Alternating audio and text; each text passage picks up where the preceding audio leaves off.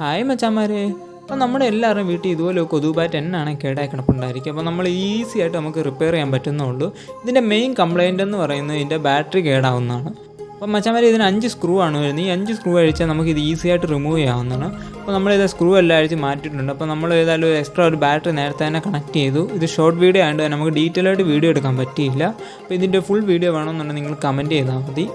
ഇതിൽ ഈ red wire വരുന്നത് പോസിറ്റീവാണ്. നമ്മൾ ബോർഡിൽ തന്നെ അടയാളപ്പെടുത്തിയിട്ടുണ്ട്, നമുക്ക് നോക്കുമ്പോൾ കാണാം. അതുപോലെ തന്നെ ബ്ലാക്ക് നെഗറ്റീവാണ്. അപ്പോൾ ഇത് കറക്റ്റായിട്ട് നമുക്ക് കണക്ട് ചെയ്യാം. നമ്മളിവിടെ ഉപയോഗിച്ചിരിക്കുന്നത് ലിഥിയം അയൺ ബാറ്ററിയാണ്. ഇതാകുമ്പോൾ നല്ല എഫിഷ്യൻസിയും ഉണ്ട്, അതുപോലെ തന്നെ പെട്ടെന്നൊന്നും കേടാവത്തില്ല. അപ്പോൾ നമ്മൾ ഡയറക്റ്റ് ബാറ്റ് വഴി തന്നെ ചാർജ് ചെയ്യുന്നത്. നിങ്ങൾക്ക് അങ്ങനെ പൊട്ടിത്തെറിക്കുന്ന പേടിയുണ്ടെങ്കിൽ നമുക്ക് വേറെ ബോർഡ് ഉപയോഗിച്ച് ചാർജ് ചെയ്യാം. അങ്ങനത്തെ നമ്മൾ വീഡിയോ ഇടുന്നതാണ് ഉടനെ തന്നെ.